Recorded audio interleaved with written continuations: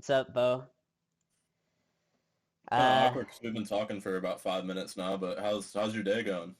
How'd we um, start today? it's pretty good, man. I went to Target, got some cleaning shit, and then I went to the gas or got gas, and I was like, you know what? I'll do like a cheeky like car wash, sneak it in. But no, everybody else in my area had the same idea, so the line was like literally spilling into the street. So then I was like, nah, fuck that. I'm just gonna go home. So what about you, man? Sheesh. Well, I woke up a little later. I had one of those like mornings where you wake up at like 8:30. Or actually, fuck, dude, I woke up when it was still dark out. So I woke up like pretty early and then just like went back to sleep and kept waking up and then went back to sleep and would wake up, every like half hour. Then I finally got up around maybe 10 and went to the climbing gym. Stopped by the gassy tea on the way there. Got me a little Red Bull with sugar, Oh my. very consciously. Usually I get the sugar free if I ever get a Red Bull, but I didn't have coffee because I have my coffee now. And then I got a Quest bar, ate about half of that. Went to the gym, did some of my like shoulder stuff. I'm trying to incorporate a lot more like shoulder strengthening just so I can keep this baby in socket. And then started climbing. They set a new wall with different boulder problems on like it's like slightly overhanging, which anything that's overhanging but not a complete roof is my like weakness. That's my kryptonite. So I Hmm. was super hyped to see that they set that. And what they do is they'll leave the problems ungraded. So like usually a problem that's been up for a while will have like a grade tag on the starting holds telling you like how hard it is. But what they do on the new set is they leave it ungraded for a week or two just so people that would maybe be turned off by seeing like a V3 or a V4 hop on it and might surprise themselves. So I don't know how hard the problems were that I did today, but I managed to do most of them on the new wall, so that was pretty nice. And yeah, then just came home. Yeah, it's like unrated movies. Like, is this like a G movie or is it like X-rated? Like, you gotta find out. Only Yeah, one way. usually you can look at it and kind of get an idea of how hard it is because you're like, you're looking at the handholds, then you kind of like envision the Yeah. move to get from point A to point B.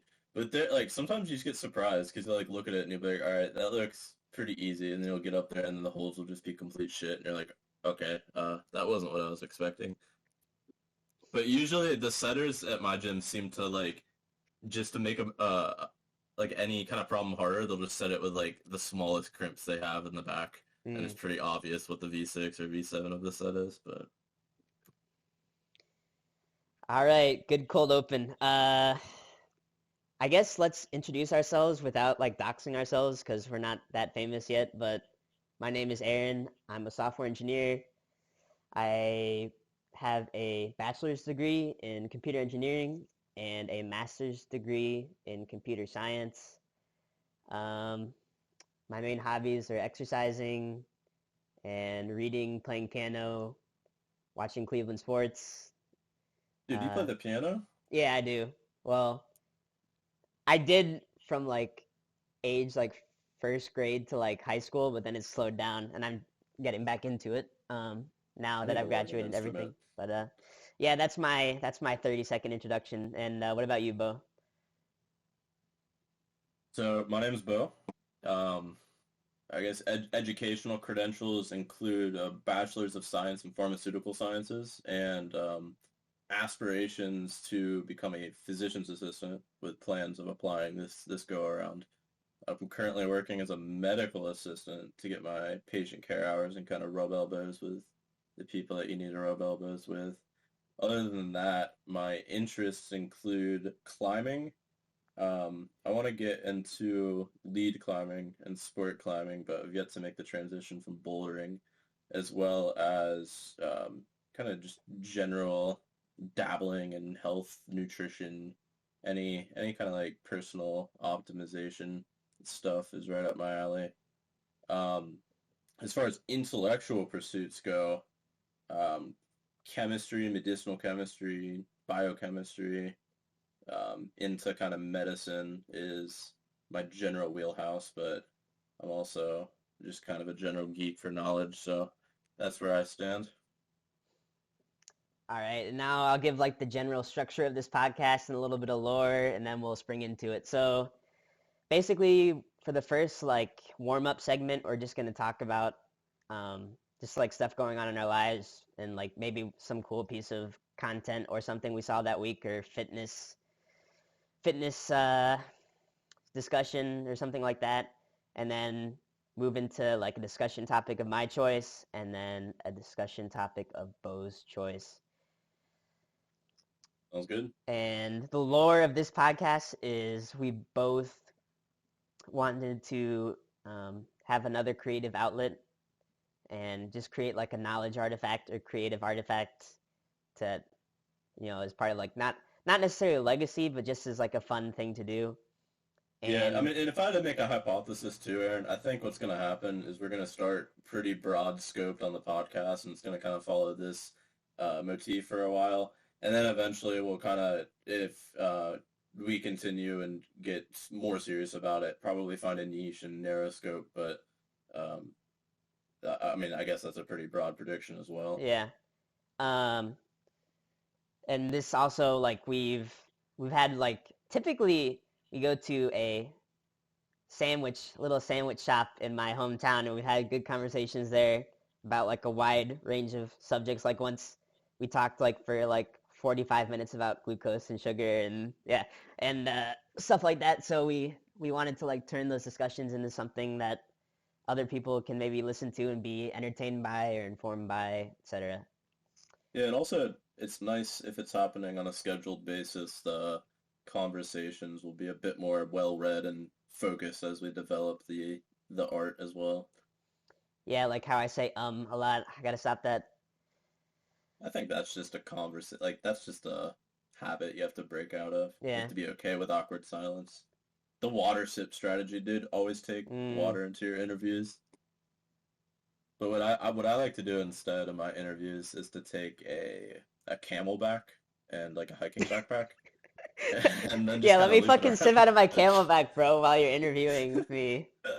And just you have to look them dead in the eyes though, and just take a sip, straight in the eyes, and just one of these. Yeah, that's definitely not gonna preclude you from joining any job for sure. But Some interesting things this week. Anything interesting on your end? I Is started this my more, like, first content nogi. that we've? Yeah, well, I'm gonna start with my thing. So actually, no, I'm gonna start with my goals for this year.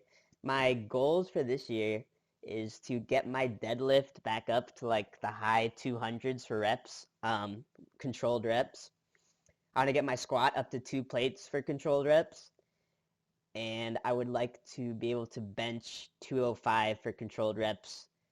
And then my additional goal is to get a blue belt in jiu-jitsu in the next 12 to 16 months or so. What about I you, Bo? see. So we're starting like the kind of long-term goals. I mean goals for this year mainly. Those are my goals for this year, the next 12 Goals for months. this year. Gotcha. I want to be able to climb like V6, V7, like kind of inking my way into advanced level climbing. And also, I want to get outside more, start bouldering outside or doing sport stuff outside.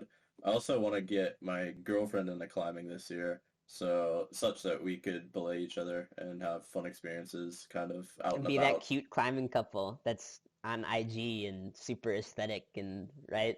Well, look, dude, I've already told her if she's not into it, she doesn't have to get into it, but I'm gonna find another climbing partner and And it's gonna be a girl that's hotter than you. Is that what you told her? no, I mean it could be a guy. It could be A a guy guy that's hotter too. than you. Yeah, I mean it is 2022, so it is very possible that this guy could be hotter than her. Yeah, But but I digress. I think having fun experiences like out and about on the road, like going to Yosemite last year was really cool. So my goal is to get more of that done, like traveling and climbing outside, yeah, developing as a that climber sounds fun. And as then I far as guess for physical goes. my like non-physical goals, uh, maybe I want to relearn calculus. I've been studying that a little bit, like actually learn it the right way, and start writing more blog posts. And obviously, this podcast is, I mean, it's not really a goal, it's just something I want to do. But yeah, that's about it for me. Yeah. As far as like intellectual pursuits go, staying current on things that interest me in health and fitness is obviously a priority. But I want to learn, or I guess relearn and get more into rhetoric and like argumentative strategies because I was reading an article this week at work when it was a bit slower about kind of in Athenian culture back in ancient Greece, kind of every person was their own lawyer. They didn't have attorneys to like represent you in court. So you would have to represent yourself in court in front of a jury of like your fellow peers, your citizens. And so everybody had this need to be a pretty fluent rhetorician and learn good persuasive techniques. But I think it's just kind of valuable in any topic to be able to like accurately express your ideas and opinions as well as like refute others or choose to believe them or not believe them and like develop your knowledge base from like a firm like fundamental skill base or skill set. Yeah, or you could be like Socrates and be your own lawyer and still be put to death, but he also made everybody look like a jackass before that happened, so I guess he had the last laugh. Yeah, it just seems like the art of the argument and the art of persuasion is something that's largely lost, or maybe it's just evolved in today's generation because like Socrates and Aristotle wouldn't have, even thought of the concept of like persuading America's populace in an election through Pepe memes by Russia or something to that effect. It's just like there's obviously different ways to persuade people, but I think there's a lot of value in like the old school, arguing from fundamentals, avoiding logical fallacies, and concisely conveying your point. Yeah, well, back then though, there was really only like two mediums for communicating, like written book or written letter and speech, and that's it. Now we have video, short video, picture, podcasts, all this shit, and it's totally changed the way everything works. There's this like Canadian philosopher dude, not Jordan Peterson. His name's like Marshall McLuhan or something. Dude, you're gonna get us canceled on day one. Are you even allowed to say that name anymore? Yeah, I don't know, man. Anyway, he said the medium is the message. So basically, the medium of how stuff is communicated like, shapes the message. I mean, if that wasn't obvious enough already, but yeah, with all these new mediums of communication, the art of rhetoric has to change accordingly, or has already changed accordingly. But No, it does. I mean, even when I was, going through AP Lit, we like the medium was a big part of the rhetorical analysis. So like one of the essays we had to write for the AP test was rhetorical analysis, and our teacher was like probably like the best teacher at the high school. Maybe with the exception of our calc teacher or something, but like very, very good teacher. Taught classes at one of the local colleges as like a assistant professor or something, but was like new as shit. And so part of the rhetorical analysis was you have to analyze the media that the author chose because they chose that media for a reason. You have to analyze the tone with which they are delivering their speech because again, they chose that tone and use, different emphases for a reason. You have to look at the specific words because again, they chose everything for a reason. So if you go into the thing that boggled my mind about literary analysis at first was there was so many things to choose from because again, everything was chosen for an explicit reason. And if the author didn't think that something served his purpose, his or her purpose, they would not include that given, bit. So everything's included for a reason. And you go into a piece and you're looking at it, you're like, well, there's a billion and five things that I could write about and write about how it influenced this piece, but you have to pick like, the main 3 to 5 things that you think are influential and kind of talk about that. So whether it be, repeated use of like alliteration or even metaphor or simply just the tone or the media are very important. And also I would imagine, I haven't looked too much into like classes or kind of formal teachings on like modern rhetoric and like the YouTube sphere at Twitter, but there's got to be experts in that too. And I think learning it from the ground up or like chronologically wouldn't be deleterious in an effort to kind of get a firm understanding of how to convey your message, whatever it is, in any kind of form, and have the biggest impact with it. yeah, I mean, more knowledge always helps. It's like, we have these modern warfare methods with drones and stuff, and all that kind of crazy stuff, but also the old methods of warfare still apply, like have the high ground, defend choke points, like make sure you hit your enemy where they're weakest. Like it's kind of similar to that, like applying those old principles to the new way. But also, Yeah, I wanted to add on to your thing, like you give the author credit. Like if they're a good author, they'll pick all these things on purpose, right? They might be terrible and like just be flying by the seat of their pants, and it's So but you're if arguing they're for doing a good serendipity. job, they should be picking everything like on purpose, right? So I just wanted to add that little caveat onto that. Yeah, I don't know. I think the assumption that you should operate on when going into a work is that the author included it on purpose. I think the case of serendipity, like, I don't know. I don't know how valuable that is. Because, I mean, there's always, like, in movies and stuff, like, people come out and they're like, this scene was unscripted. Those were real tears falling down Keanu Reeves' face. And then everyone's like, oh my gosh, no way. His mother had just died Yeah. 2 weeks ago. And it's like, all right, yeah, cool. But within the written form, at least, which is what I was imagining in my brain when I was talking all those words back then, I think it's generally behooves an analysis to go in and assume everything was included for a reason. But yeah, I don't know where like serendipity would come into play with like the written form and like what to make of that I'll because you give could you I'll give you an example. So, it would be like argumentative analysis. You'd be like this argument sucks because they didn't include this or included this in the wrong oh way. yeah, I mean at least in nonfiction, yeah, but I'll give you an example in fiction though. So, obviously everybody's heard of Game of Thrones, which is really a Song of Ice and Fire by George R. R. Martin. And then that's like one of the pinnacle American fantasy series. So there's this other series that I've been reading that's also like a show on Amazon. It's called A Wheel of Time by Robert Jordan. It's like considered to be like the second American fantasy series. And obviously Yeah, like the king of fantasy series is Loader, but whatever. and you're not sponsored, by the way, right? Yeah, I mean, but if Amazon, if you want to sponsor us, go ahead. But the cool thing about these two authors is that they're radically different writing styles. Like Robert Jordan, um, he he super mapped out everything that was going to happen in the whole story in each book. Like his outlines would be like really really detailed, almost to the point where it's like, why aren't you just like fucking writing the book, bro? Whereas George R. R. Martin, this kind of like he calls it the gardener method of writing. Like he has all these characters and they're in these settings and they have certain goals, and then he just kind of just writes and lets the characters do what they want. So it's a lot more organic, and a lot of the stuff that happens wasn't planned by him in advance. Um, but that's the example I have for the Yeah, but serendipitous, as you say, versus the author explicitly choosing stuff.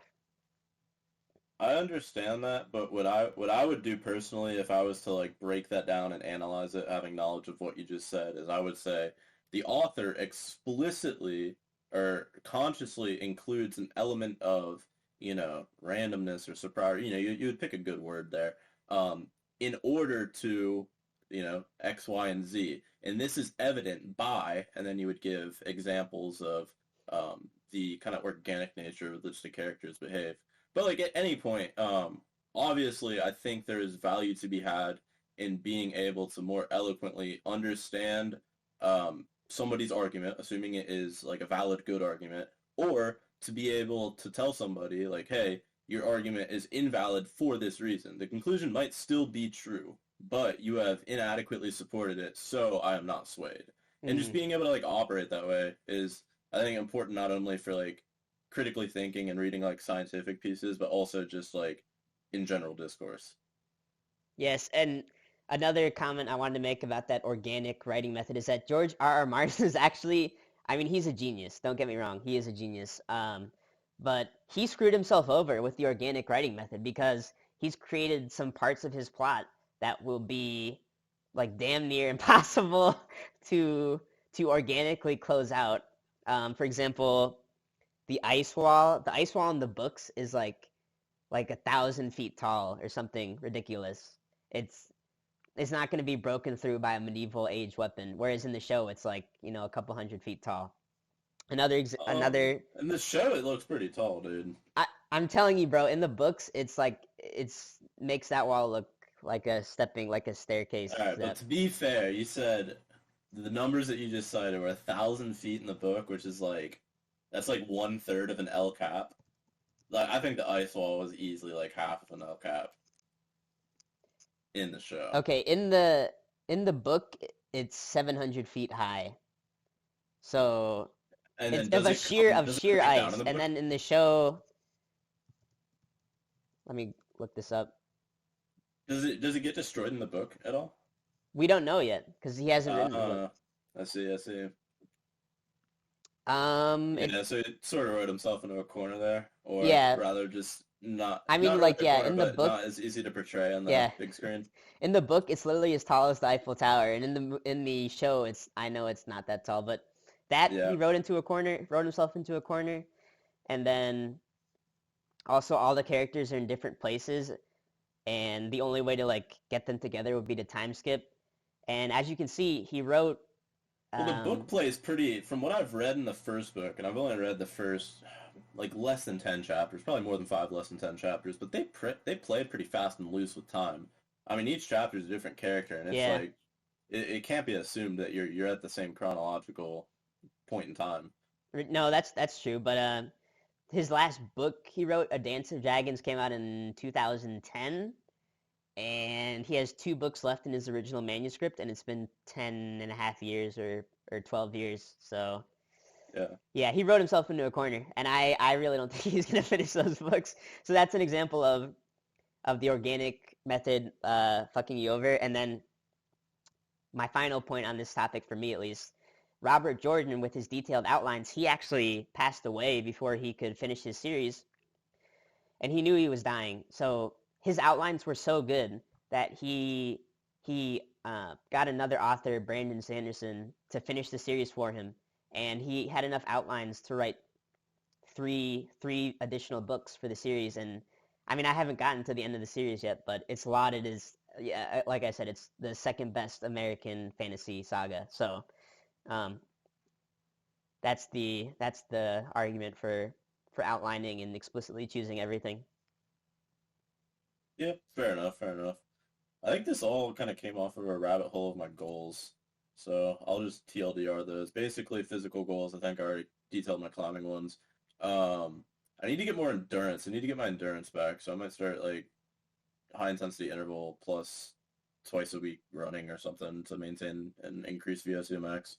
And then beyond that, intellectually, like I said, pursuing greater rhetorical skills, um, as well as I'm not really sure. I'll have to find a few other kind of like intellectual pursuits to keep me reading Write books more, instead write and of. journal.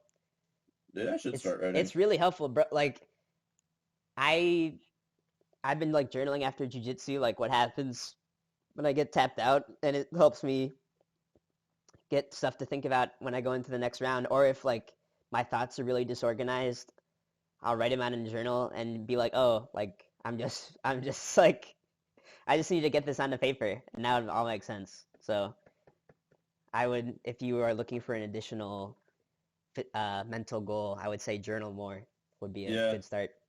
I should just keep a like a general journal. There was oh, I think I heard it on the Ben Greenfield podcast. He was talking about like great people in history always like every single one of them has like I don't know what they specifically called it, kind of like a commonplace book or like a rumination journal, just like a reliquary of ideas essentially that you can kind of just revisit.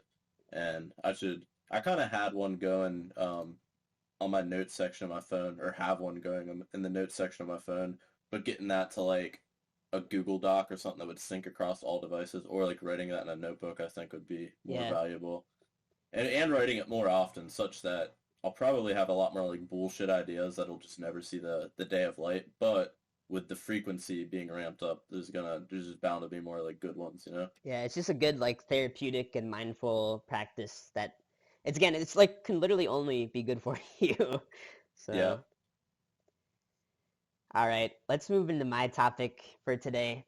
I wanted to talk about perfection. So, broadly, what is perfection? Are humans capable of creating something perfect? Or can perfection only be expressed as an aspect of divinity or something other than human?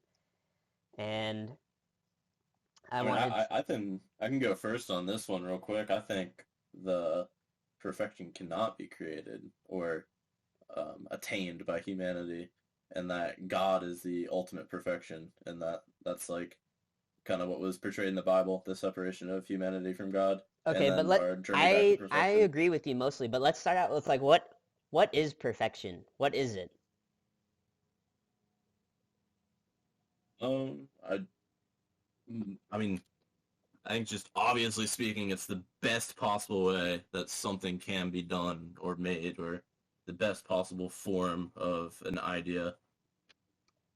I don't agree with you on that. I think it's something without flaw, with zero flaw, because the best possible way might still have flaw in it. Would just like for example, I used to play an orchestra, and our best possible performance still had a few flaws in it, so it wasn't perfect, but it was our best possible No, performance. well, I don't agree. So what were the flaws? Like the expression of the music could have been different in a certain spot, or maybe it wasn't timed up perfectly correctly. So then how was that the best possible performance? You could have Because obviously timed it up it's the better. best possible performance that orchestra could have done. Given the circumstances, that is the best possible performance capable of that Okay, orchestra. but then it wasn't the best orchestra, so then the performance wasn't perfect. Yes, that's what I'm saying. Like it has flaws, therefore it's not perfect. The I, best I possible think we're saying the performance that same thing. orchestra could have done has flaws in it. So it's not perfect. And I'm sure, although I've never been in like a high level music thing like that, I'm sure it, like we could go to a concert, listen to a song, and be like, that was perfect. But then you'd ask the people, the musicians, and they would be like, no, we fucked up on like some random thing that you didn't Yeah, notice.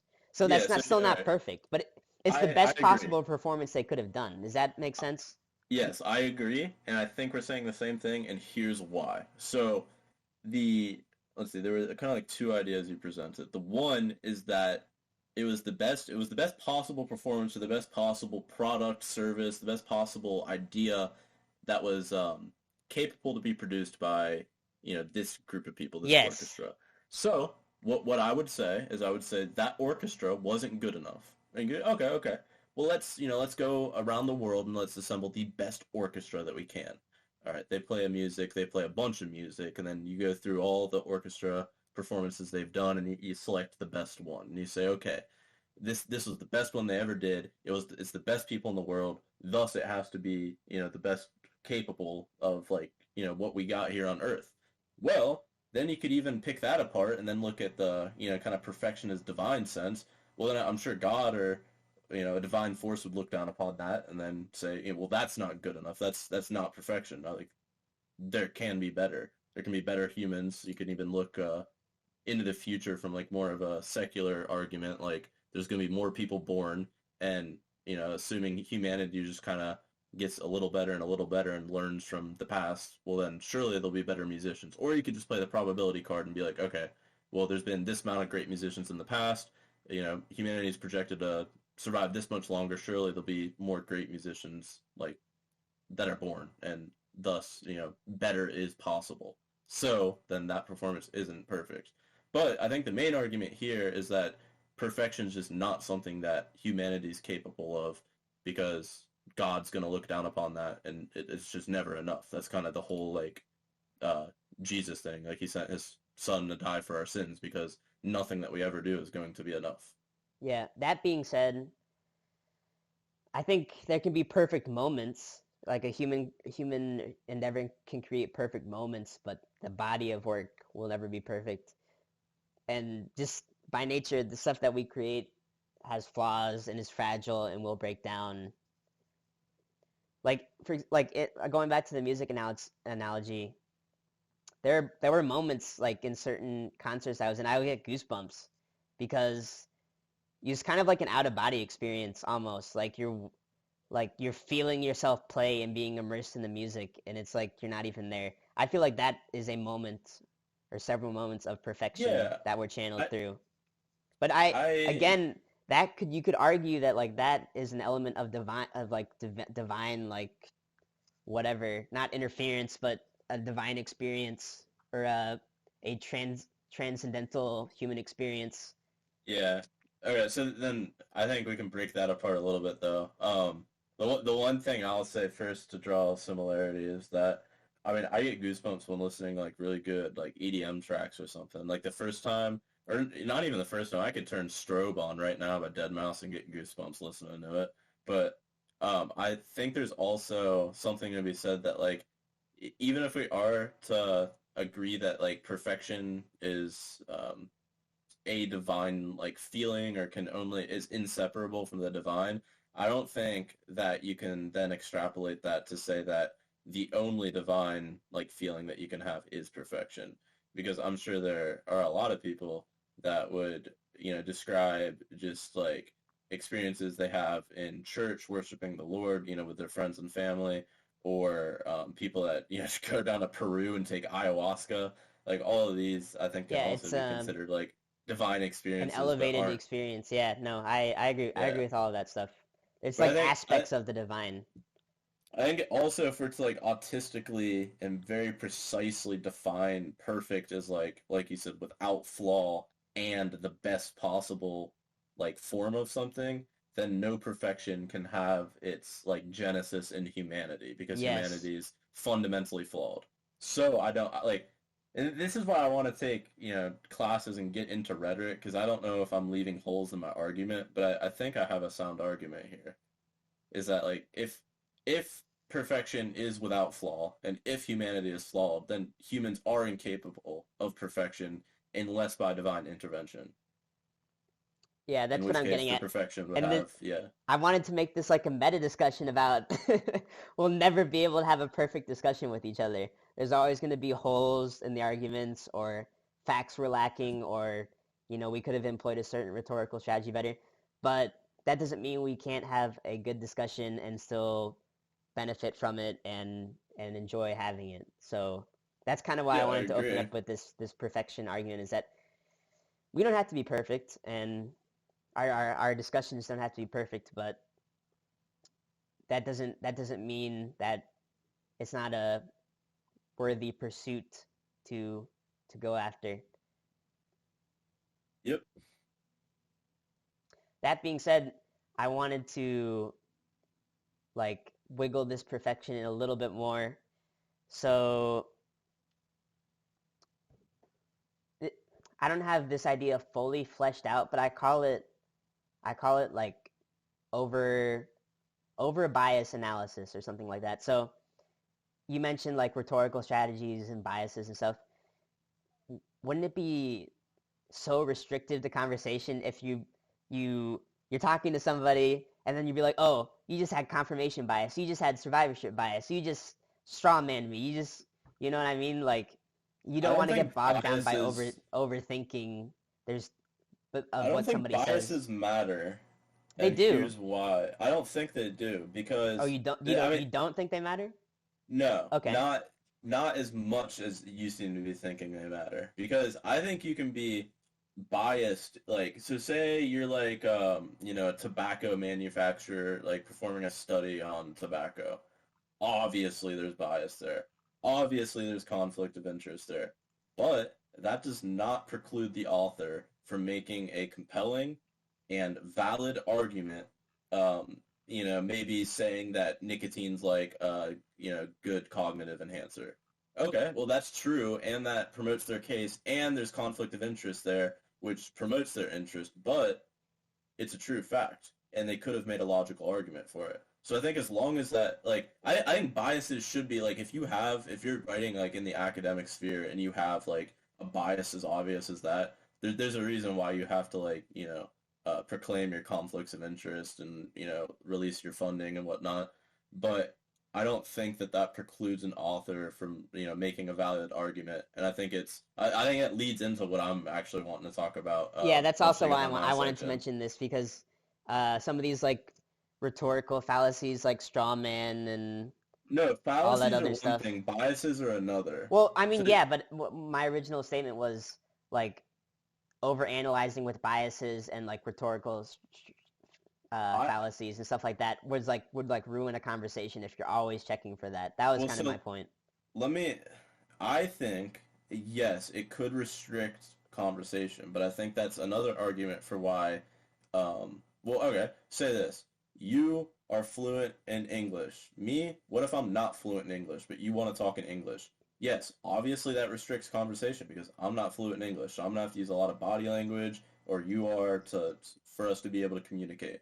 But if everybody were fluent in these rhetorical strategies, or really just like fluent in knowing how to not fallaciously reason, then it would be you wouldn't have to call people out because people would be consciously avoiding it. So that's argument number one. But argument number two is that um, I think being aware of logical fallacies and not falling into those traps is prudent. And I think you should try to do that. And if somebody uses logical fallacies, that should be a big red flag because what we are taught is that you shouldn't accept a conclusion that is come to upon by fallacious reasoning because it's not well supported yet. You have no reason yet to believe that. These are all logical fallacies are just like classic examples of arguments that people have like poked holes in, with good reason, and then like made an example of because they repeated themselves through other arguments. But the bias thing is totally different because if you get caught up in all these different biases, well, then you actually enter a logical fallacy called like the poisoning the well fallacy, where you basically draw the conversation to a halt by defaming your opposition before the argument even starts. So then people are less likely to accept like their conclusions or reasoning because you're like, this guy's a liar. He has this bias, this bias, this bias. Well, that's a logical fallacy. You're poisoning the well. So I think being aware of biases, but not like attacking people on the basis of them is important. And Yeah. I stand by the fact that even if I have an interest in like, tobacco, for example, I can still reach a positive conclusion about tobacco and it just has to be well supported, probably more well supported because people are going to be skeptical based on who you are. And again, all this is it's something you have to train yourself to do because by nature, humans are very emotional, impulsive, creatures that we're basically cavemen that just luckily learned how to write stuff down and were able to absorb knowledge from previous generations. If we didn't have Yeah. that, our society would literally be caveman and like medieval times again. Yeah, I agree. We're not born suddenly smarter than say a baby born in like 1200, right? Yeah. And We're a I product think of our environment. one of the big things I need to work on too is I'm generally like really good at keeping my cool and staying logical in the beginning of like any kind of discourse. But then once like if the opposition is very in my eyes like obviously wrong and then gets emotionally heated, usually I'll like my emotion will match theirs at that point, and that's something that takes away from like my credibility as an author, or not as an author, as a an Speaker, argumentator, yeah, person, a speaker, a whatever. rhetorician. It takes away from your particularly probably the pathos element of your argument by just ramping up the emotion in the opposite direction. And then also, it'll just make people less likely to believe what you're saying, even though it might be reasonable. So, like, the big example, dude, was when we got into that debate about fiction and nonfiction. And, Yeah, like, dude, in my heart of hearts, and I still maintain this, I very much believe that the person I was arguing with was and still is obviously wrong. But nobody believed my argument, including him, because I got like way too heated and wasn't able to like eloquently express myself. And that's another thing that I hope enlightening myself in like the tactics of mm. rhetoric will help with. Yeah. Well, going off of that, I was reading this Twitter thread by Tim Urban. He's the author of this blog called Wait But Why. It's a lot of really interesting articles on it. Anyway, WAIT, like wait. WAIT, yeah, Yeah, yeah. like pause. Okay. But anyway, he's a very thoughtful dude, and his blog posts are super interesting. Anyways, what he was tweeting about was it's very rare there's such thing as a good debate or a good argument. What what is easier to achieve and in general more beneficial is two experts or well thought out people just engaging in discourse and showing how each other thinks. Not necessarily trying to win an argument, but they're just trying to communicate how they arrive to their conclusion. And I think you would benefit for some level of thinking like that. You're not trying to necessarily win an argument. You're trying to show the other person how you think. Yeah. Well, Eh, that's the I think the distinction I was trying to draw too when I was talking about like how I'm able to stay logical in the beginning, but if the opposition kind of turns it into a win or lose battle, then I engage in that, being like a hyper competitive person. Yeah, and that I mean that's So just your natural human reaction. Like yeah, you go yeah, into an arousal state, your heart rate increases, adrenaline starts pumping, you start reacting to emotion. It's literally just part of a natural part of being a human. That's why I was saying it's so yeah. difficult for us to have rational Well, conversations. argumentation, I think argumentation is also misunderstood because I think arguing is a great thing, and I generally approach it with what you just said that, what did you say his name was? Tim something? Tim Urban. Tim Urban. So with how you were saying he kind of describes in that blog post the art of just discourse is typically how I approach, quote unquote arguments, if we're gonna use that word, because I think it has a negative connotation nowadays. Because people associate arguments with like domestic conflicts, like mom and Yeah, daddy got into an argument, and they're just like red in the face, screaming at each other. That's not what I envision an argument. Usually, in my eyes, arguments, at least typically from my standpoint, are usually very calm, very like I got into an argument with a lady yesterday, so or it wasn't even an argument. So like yeah, it was just a debate or discourse where she disagreed with the facts. So essentially, I was leaving work, and she wanted to go and like get seen where I was working previously, before I got off. So she, I was riding down the elevator with her, and she's like, I gotta get a COVID test for, I got a procedure coming up, and well, I told her like, well, we close at 4, and your appointment was at 3:30 or whatever, so like you missed your appointment. I told her what I would do. I'm like, call this person, call that person, see if it'll work or whatever. But she was obviously upset about the facts, and I was able to help her out despite mm, disagreeing with her emotional state, and it didn't get heated. But then, like I said, if the topic's heated enough or controversial enough, and people turn it into a win or lose thing, I need to get better at not like engaging in that yeah. battle and I either like think ending the discussion or reverting it. yeah, or pay attention to your breathing. You'll notice your breathing gets like sort of shallow and faster when that kind of thing happens. But yeah, I Yeah. think this discussion is a perfect segue into your topic for today. If you wanted to go and start going into that. Okay. So the topic, I guess I'll just go with what I wrote down and then kind of elaborate on it. But the first point that I wanted to discuss with you, Aaron, was the the current state and well, yeah, I guess just like the current state of emotion in scientific topics. So it seems like a lot of people, especially surrounding the injection for the the infection that shall not be named, the virus that's going around. Vidco. That one, yeah, that one. People are getting really heated about that because there's one side that completely disagrees with it, and guns ablazing to anybody that agrees with it, and there's a side that agrees with it, and it's just like very condescending towards the other side that in their eyes is just like directly against the science.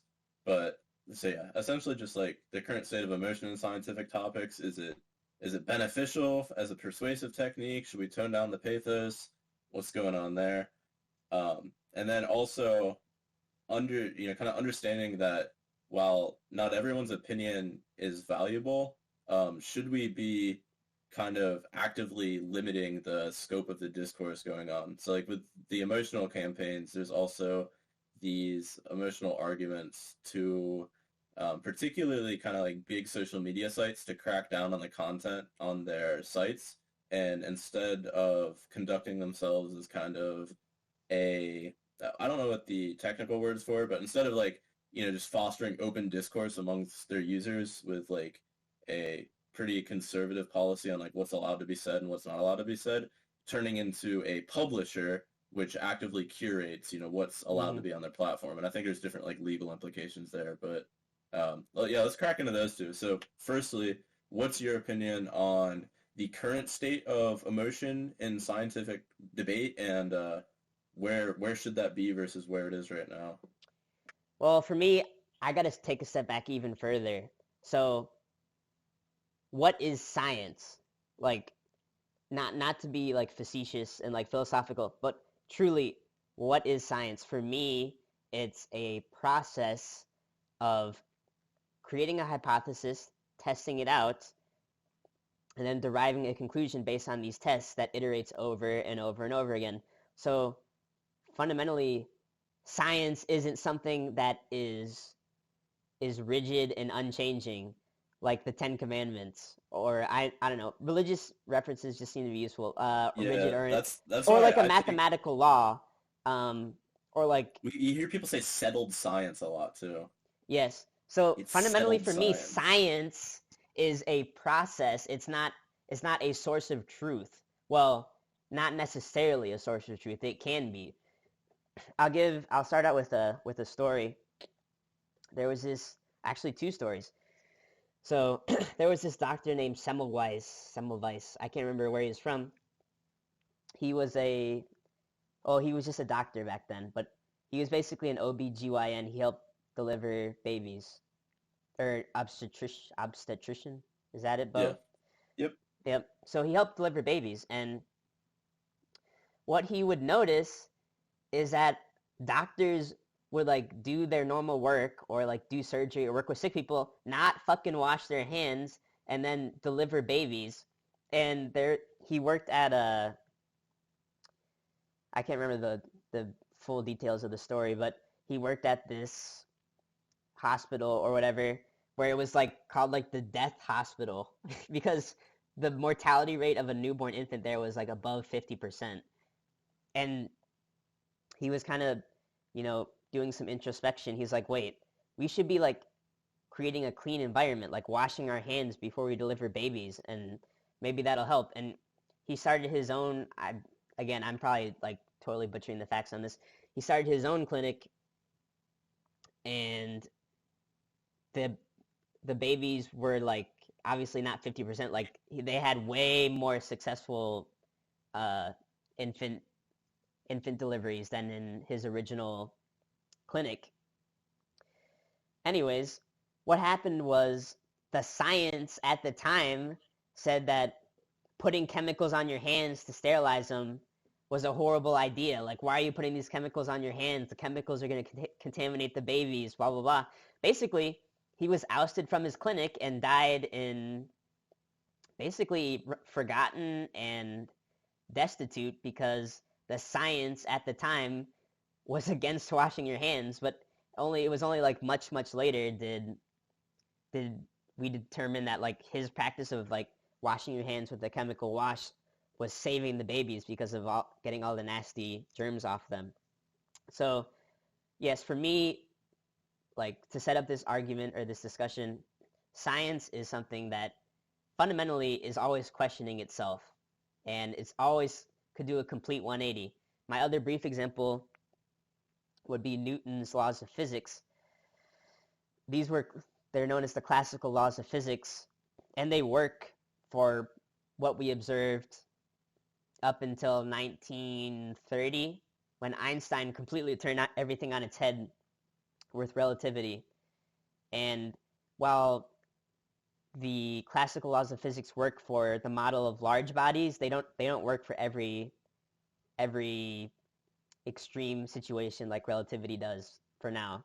And relativity can explain everything else too. So these classical laws of physics, which were science, are now superseded by a new finding. So um, yes, I wanted to start with saying science is not some source of truth. Moving into the next part of what I think about the emotions and scientific topics, I think this goes back to what I mentioned earlier in the podcast. People fundamentally are irrational emotional creatures. So of course they will react to anything emotionally and irrationally unless they're mindfully thinking about it. And the platforms this happens on, like Twitter, almost serve to inflame these emotional reactions because they want you to keep looking at Twitter. So they'll promote a discussion that elicits an emotional reaction from you. Bo, did you want to go into this more about the emotional stuff, and then you can loop back to me?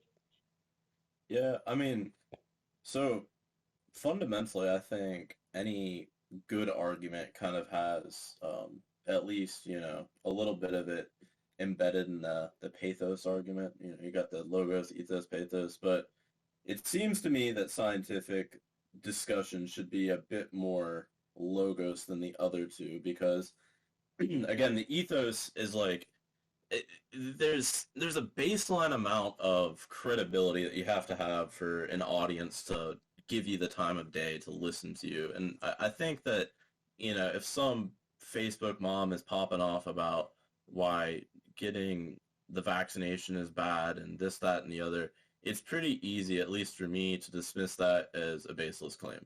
But when people like that Robert Malone guy that was on Rogan recently and got banned from Twitter and whatnot, from what I understand, and let me look up his credentials. It's going to be hard because of all the controversy surrounding him, but I mean, he's a virologist, at least a former MD. I'm not sure if the recent controversy got his medical license redacted or if he gave it up or whatever. But again, he did extensive work in mRNA technology, which these vaccines have their genesis in. And it seems silly to me that this man is being ousted from like the conversation surrounding a scientific topic. And like I understand that the consensus right now is that the vaccination's good and it seems to not only decrease your chance of getting the virus, and I think a little less so with the recent strain, but it seems to reduce the rate of hospitalization and like decrease overall mortality or fatality of the virus. So all these good things, but it's not to say that, you know, again, back to our perfection argument. If we're to assume that nothing's perfect, well, then we are to assume that it can be improved or, you know, improved Including our upon or understanding, yes. yeah, or replaced by something. So I think like inviting the opposition to the table in any scenario, no matter how quote unquote settled the science seems to be, is like a good thing. But these, you know, these misinformation campaigns, to me, seem to be a lot less focused on preventing the spread of misinformation because, again, it seems like most logical people can tell what like very obvious lies are. When lies start to become less obvious, well, that is when lies start to have, you know, truth mixed into them. And to have, you know, some, you know, big brother looking over all the social media and, you know, kind of divide these lies mixed with truth based on, you know, how much truth or how much lies they have on them and then label them misinformation can be very, you know, this process can be muddied by political biases or just personal biases.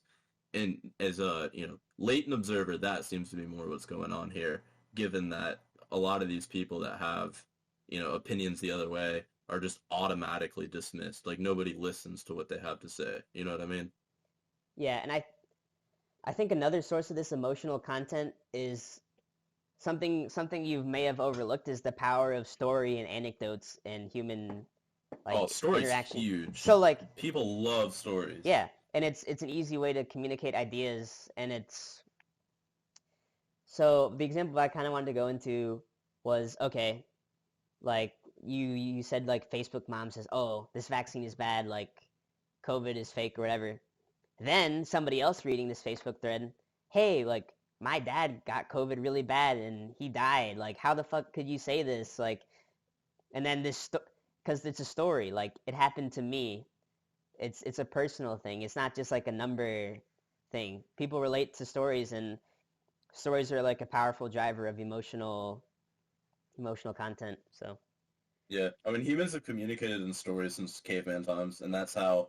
Well, I mean, that's what memes are, right? I mean, fundamentally, yes. genes versus memes, where memes are ideas that are passed through generations. Well, I think most ideas that stick with generations were originally or um, you know, predominantly conveyed in the form of like stories, unless it was something like totally utilitarian, like how to, you know, skin a deer or something. But I guarantee there's a Native American tribe out there that has a story for that too. So Oh, definitely. Like stories are huge for communicating and it's information. it's it's also because human memory is associative, right? So it's not like a computer. In a computer, there's an address. Each memory object has an address in the computer. So you just look up that address, you see what's there. In human memory, you associate something with somebody.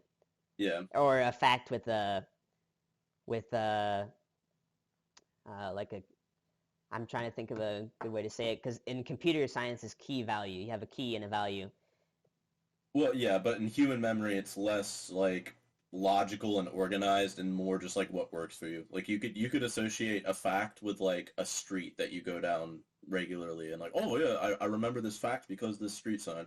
And then Yeah. that's really it. Or like I associate learning some fact with some class with some teacher with some lab. Like it all connects in this big web. It's not like I said, Yeah, like computer. there's So the stories really help with creating associative connections for people to remember stuff yeah, yeah, yeah. and And learn there's stuff. D have you ever heard of DDT, the pesticide that like Yes. fucked a In bunch of Silent people up? Spring, Rachel Carson. See the association happen like instantly. Okay, so I have an association with DDT. So I used to watch back when I hadn't watched all their videos. Now I've watched all their videos, so I only watch new videos, and they don't release very often. But periodic videos with Professor Sir Martin Polyakov, or I'm sure I butchered that, but dude is like super interesting to watch chemistry content from.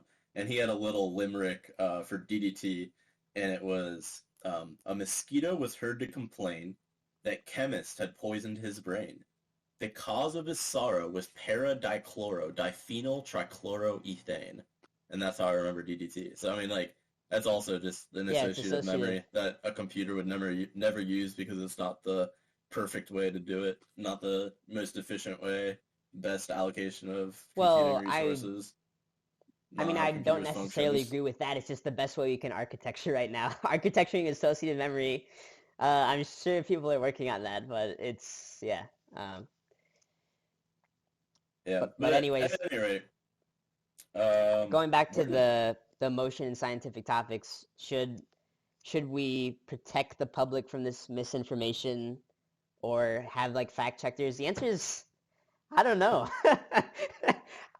You can make a I don't compelling think argument for either side because this is what I think, dude. I think that if the government is trying to establish like a fucking board of fact checkers and like filter all of the public discourse through what they think, absolutely not. I'm not for that. But if people want to go out there like independently as a private consultant, like maybe, and just go through all the social media and they have a page where they say like, hey, this is my opinion on what's true and what's false. And if you want to subscribe to that and kind of listen to what they say, sure, go for it.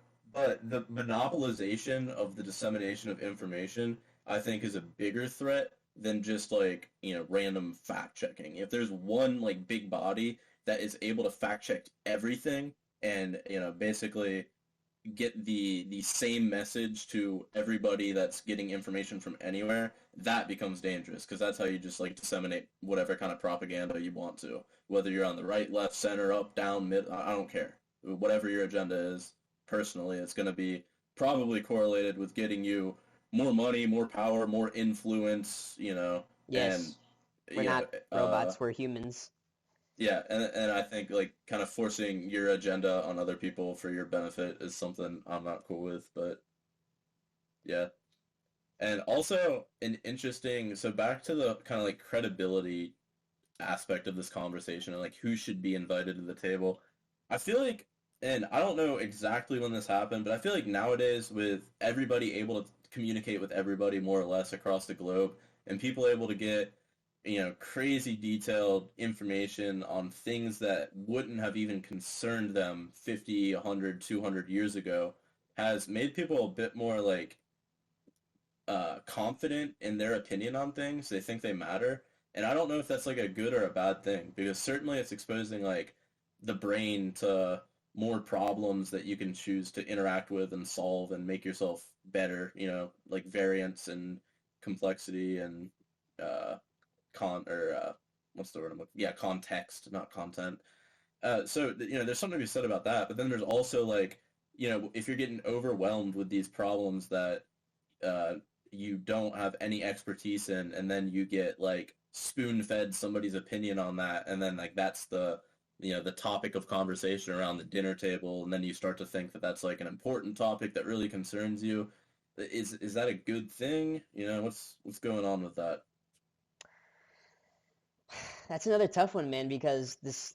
what you said with like who to bring to the table and everybody's access to information, like I think degrees mean less and less and less as time goes on because you could become an expert on something just purely by reading and studying from the internet. There's that much stuff on the internet. Well, maybe you're not like a level 10 expert like the dude who works in the national lab, but maybe you know as much as like the average PhD candidate just from reading. Like I know this is kind of like a weird example, but More Plates, More Dates, the YouTube channel, he probably has like a working expert knowledge of chemistry and chemically enhancing human performance just by self-experimentation and reading literature and going on the internet and learning this stuff.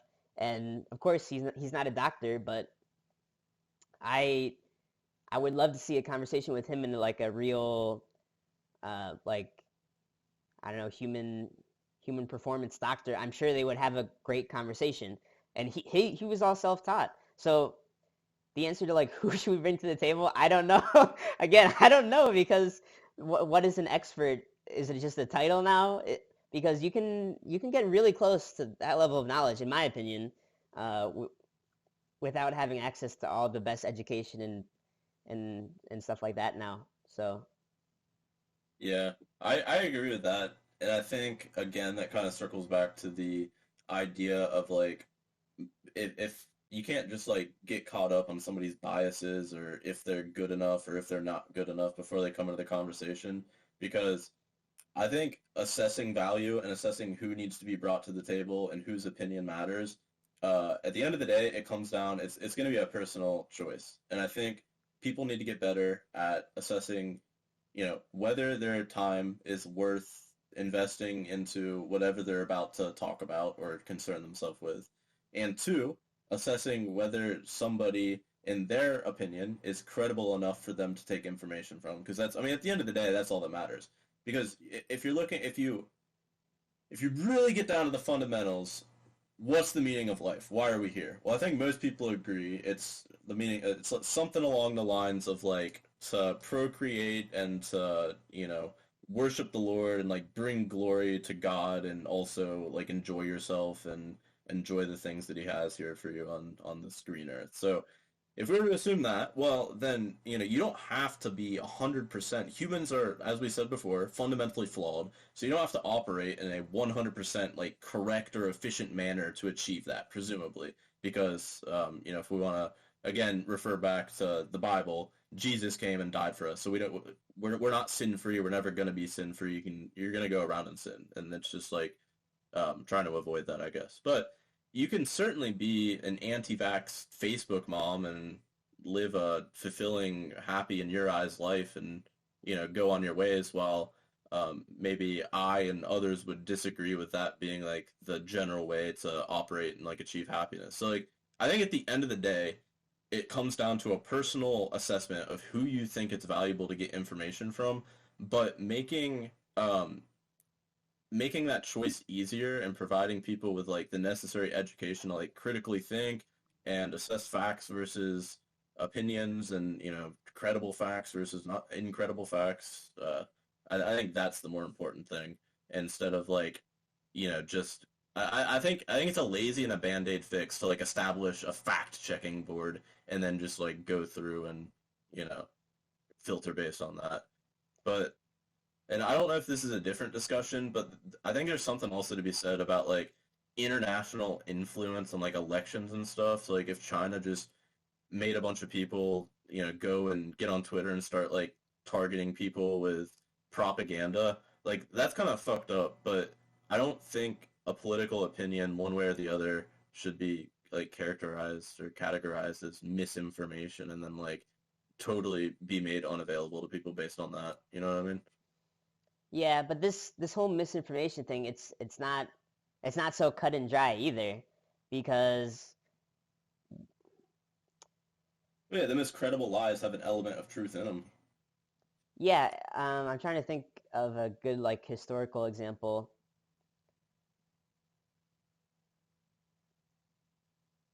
I'll have to think about this one more, but there can be harmful information coming from a credible source, and maybe it is best to suppress that information. Oh, I thought of one. Um, During the Great Depression, when all the banks were closed, and FDR said after a couple of days of the banks being closed, okay, yeah, we're good to go. Like these banks are good now. That's a complete lie. Yeah, but Like, I should think the that way to combat misinformation that, should have been suppressed, or no, I don't think you suppress it because I think best case scenario, you suppress the information, you get like the intended outcome of like not a lot of people being exposed to the message, but the minority of the people that were might like believe it more now that you're actively trying to suppress it. So then maybe your credibility in their eyes is gone. Whereas like the classical way to combat something that you don't agree with is to express your opinion and maybe why theirs is wrong. You know, like okay, well their argument is contingent on these assumptions that aren't met, so on and so forth. But I think like suppressing the dissemination of information really like erases your credibility in the eyes of your audience. Because like I don't know, that just it rubs me the wrong way. It's like, oh, we don't want you to see this, so erase. yeah? I It's mean, like, it goes fundamentally okay. against at least the principles we tried to capture when founding this nation. But I don't know. It's this. These are always really complicated issues because, uh,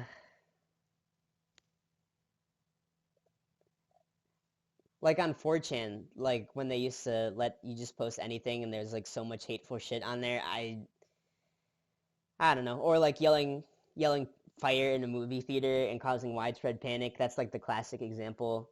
Yeah, but that's illegal Yeah, but why is it illegal?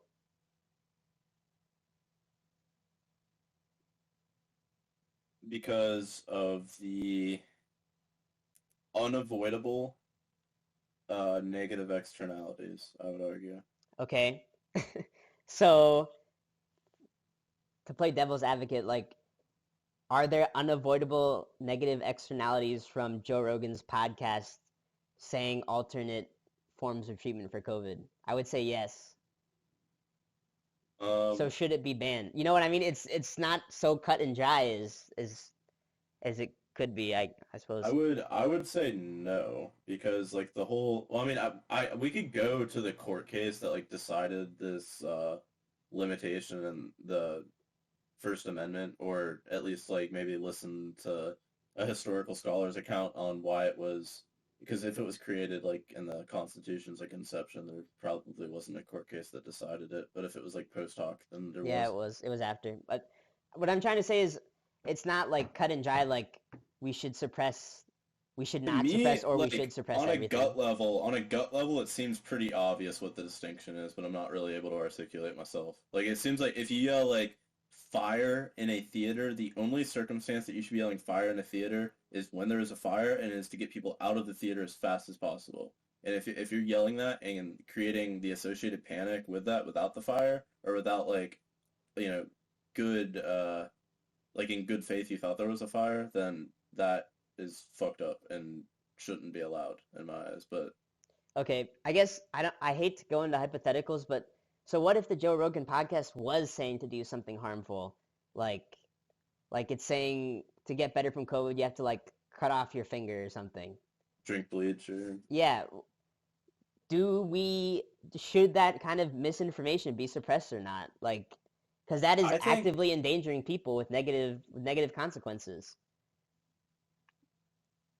I think in an ideal world, um, the somebody with similar influence or a lot of people with similar influence would be saying, "Hey guys, this is obviously wrong. Don't do that." And then a lot of people would be hopefully talking to him and asking him like, "Yo, why? Like, do you believe that? Like, why did you do that? That seems obviously wrong," sort of thing.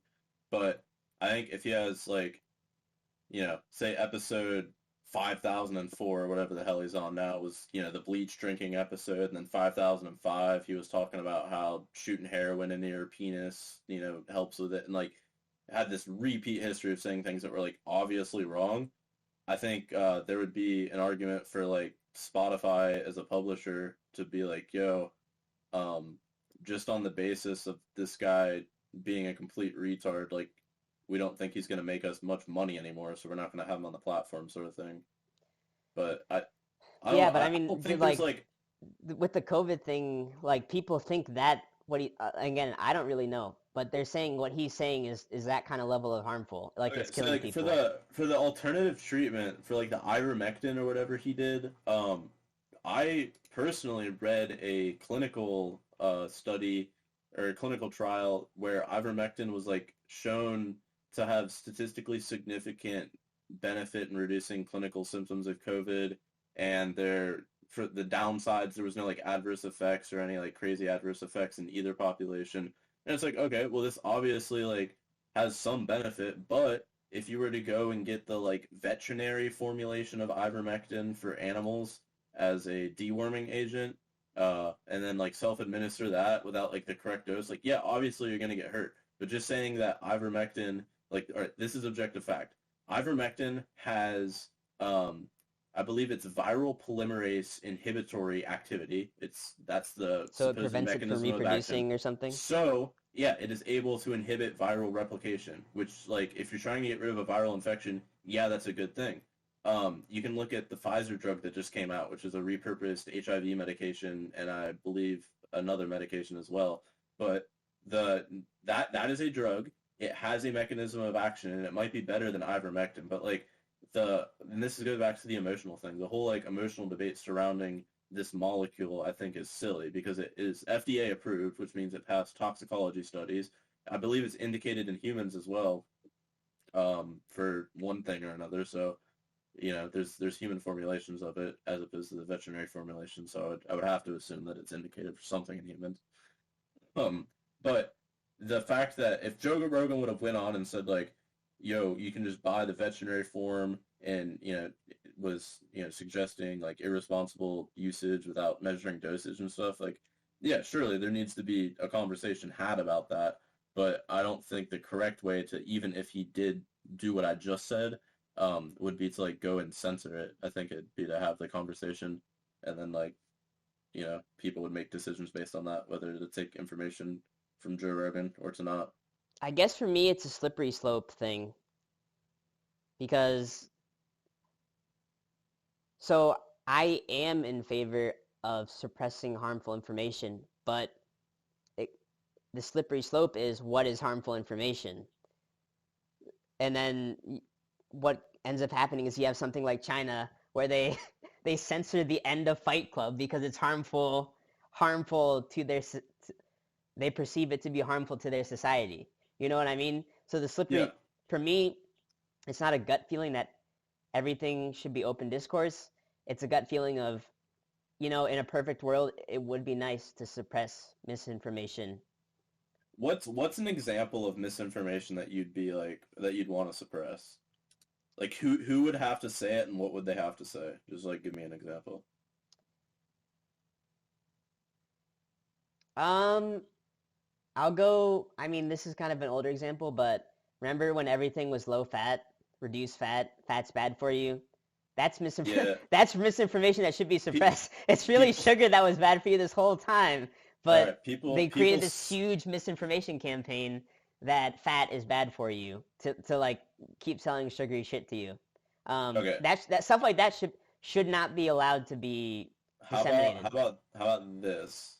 And I think this is a good compromise on this specific scenario. So if it were a corporation or a company making a claim, a scientific claim, or a claim that can be or can't be backed by scientific information or evidence to for profit, like they're making that claim to promote a product, then I think there should be, and I think there is, a series of regulations kind of dictating that they have to be able to prove the scientific claim to make a scientific claim for profit. But if it's just a person on Twitter, like saying their opinion, whether or not they're affiliated with like, have specific interest in people buying low fat things, if they're just saying their opinion, I don't think that should be suppressed at all. I think that the discourse, and it kind of has, at least in like the community embracing like Mediterranean diet or keto or some of the offshoots of those diets, it's pretty obvious that high fat isn't gonna like kill you, and that's not the main problem, and that sugar's another big driver. And I think the scientific paradigm's kind of shifting towards that, with the diet heart hypothesis kind of being abandoned by a few camps of doctors. But I mean, even in when I work in primary care, I see diet recommendations for patients that are like, the typical thing that you'd like imagine, like low sodium, low fat, healthy, quote unquote, healthy carbs, where they still include like, a lot of breads and pastas and stuff. But I digress. I don't think that it should be suppressed unless it's, that specific scenario that I laid out, where it's like a corporation saying like, hey, our product is this, so you should buy it. Then they have to back it up. How do you feel about that?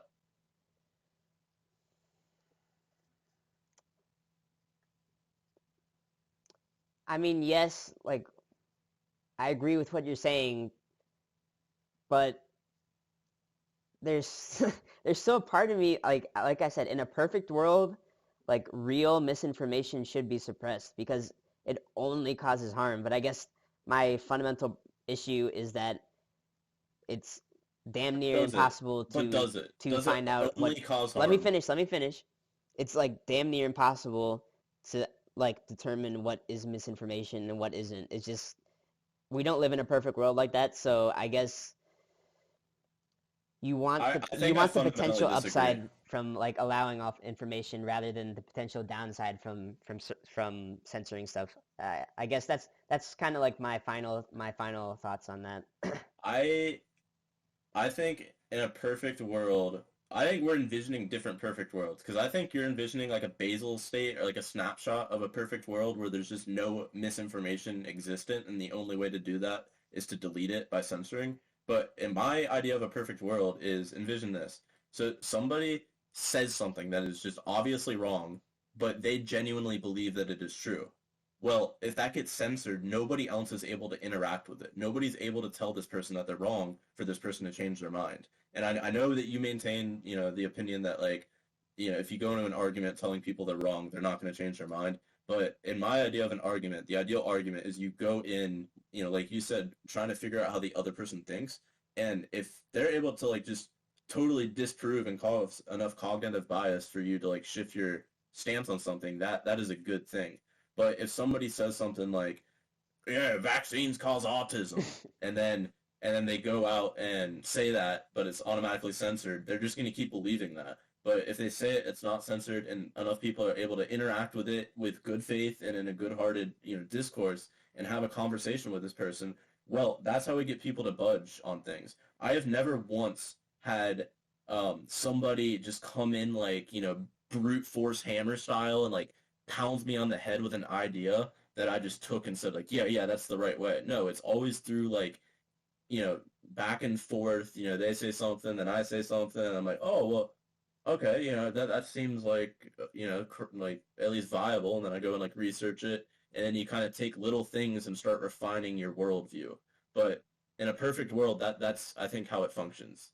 Wrong things are always going to be said, and it's not about deleting those from the discourse because then people are going to stay in their ways. It's about getting the wrong information out enough insofar as people are able to interact with it, and possibly change these people's minds. But like I think it's inevitable that people are going to be saying things that are wrong, which is kind of how we started this whole podcast here, Hmm. was that like perfection is never going to be attained, and you can still have value from things that are like incorrect in, perhaps minor ways, perhaps major ways. But uh my idea of a perfect world, TLDR, is that people are able to freely express their ideas, and the bad ideas will be filtered out through discourse and dialogue and human interaction versus a just big brother power that comes down with the band hammer and takes it out of the discourse entirely.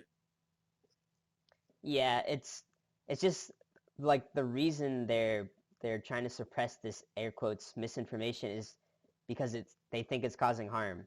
That's the problem. Is it like how how much do you protect people? Obviously, you want some protection, but you can't be walking around and covered in bubble wrap your whole life either. It's Yeah, it's but a I it's a think fine line, man. I think like the government and all these like big companies are really struggling because they're kind of thinking the same thing as us. There's going to be people like me that will say, we want to protect people. Obviously, like it's our duty is in service to the public to protect people. But there's people. I mean, there's people like you too who are like, wait, we need to make sure we're fostering like better discussion I and think not. that's the best way to protect people, though. Teaching them to fish, and if they, teaching them to fish, and if they're obviously starving, maybe giving them a little fish too. But with the underlying number one objective of teaching them how to fish. Yes, Y- I guess like very fundamentally the like classical liberal way would be like protect from harm. The classical conservative way would be teach yourself how to protect yourself from harm. Is that? Yeah, I mean, it's just the maybe, two modes but of thinking. it goes back to the whole meaning of life. Notice when I think I mentioned it, maybe 10 minutes ago or whatever. You have to like assume uh that whatever your meaning of life is, you have to kind of paint with a broad brush and kind of assume that most people have that like same idea. But my meaning of life, the definition has never included the reduction of suffering or the reduction of like pain or discomfort. Because I think that fundamentally that's the human condition, and there's going to be discomfort, pain, death, all these bad things that plague humanity. And making the number one objective above all to reduce this kind of like it leads you into like the ends justify the means sort of thing, and then the means can be very like intrusive on freedoms and just on like quality of life in general.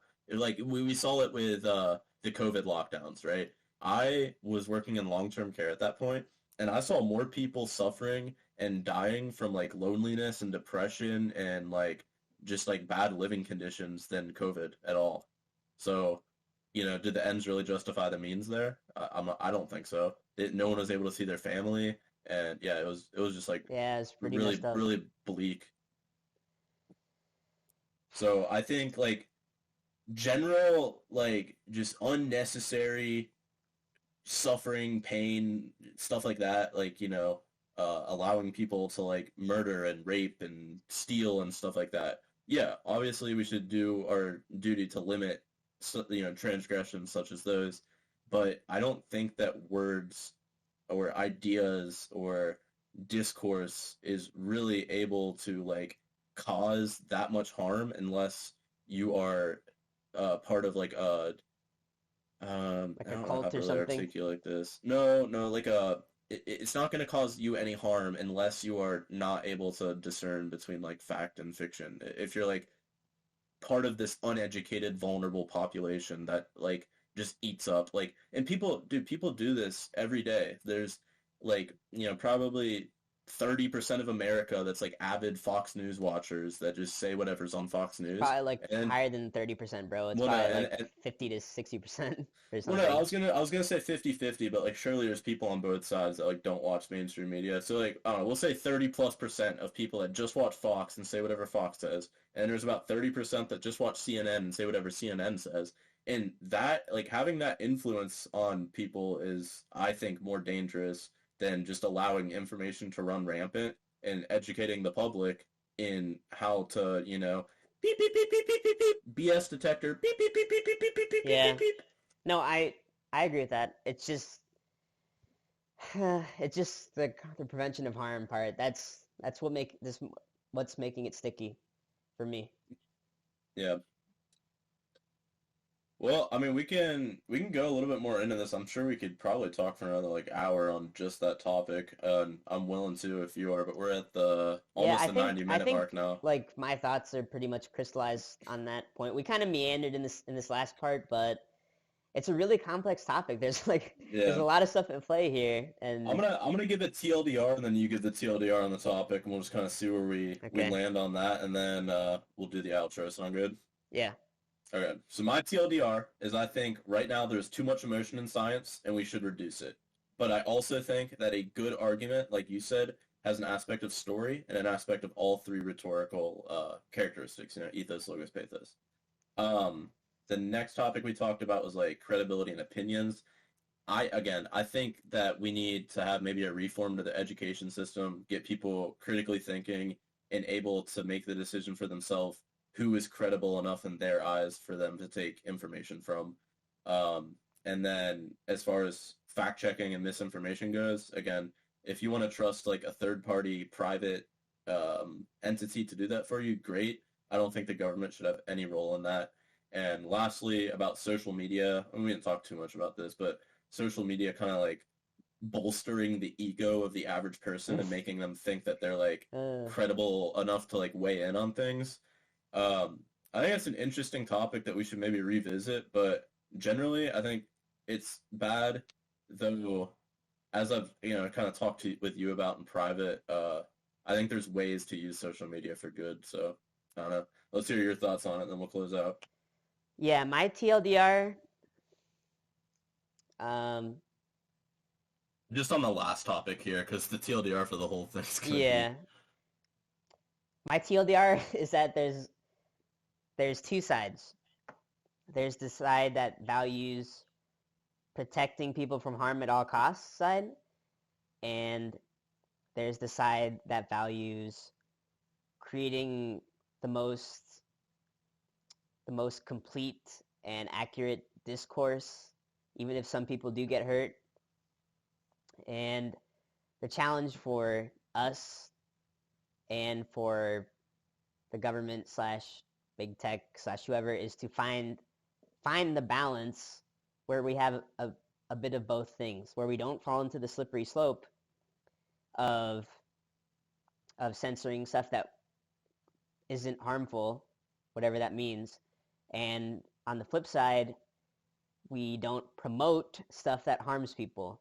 I think there's some balance there. It's possible to achieve a way that could do both, but no. That's a really good way to put it. That's like because I mean that just made me think. Like I think we agree 100%, but we disagree on where that distinction should be made. Like I think it should be made on the individual level, whereas you seem to be arguing more for at least some involvement of higher authorities to kind of come in and say like, hey, this is wrong or this is right. hmm Is that kind of accurate? yeah, that's pretty much what I think. So Gotcha.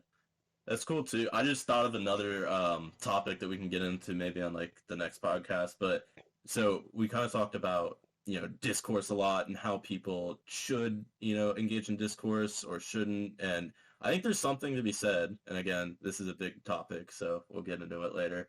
But accurate discussion, like the most just autistically accurate and deep dive into like a niche, like very setting out the parameters and definitions of everything and having this like super accurate discussion kind of as like an art or like a pursuit of discourse versus just like the everyday discussions that are had on the streets. And I think there's something to be said about that because I don't know if I mentioned this like early on in the podcast, but I was thinking it at least, and I think our conversations are going to be more of kind of tending towards like the everyday conversation side.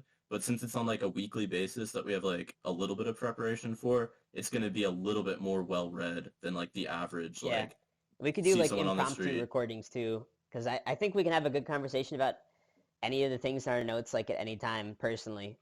Yeah. At least, also, I don't I don't want to be that guy, but like when you say autistically, like what do you like? What are you using that word to? What kind of behavior you're trying to describe there? Or I just want to like make it clear, just because you're not Very. like making like you're not talking down or making fun of like autistic people, right? You're using the Oh no, I'm word. completely talking down to and defaming and making fun. No, I'm just kidding. No, so what I mean by autistically is like very very particularly and with very keen attention to detail in like such an intense manner that it would like be like very looked down upon or It's like outside of uncomfortable social norms, to basically like level. very like again with no offense to autistic people, but like with they tend to have very like keen and particular attention to detail, and anything outside of that like frame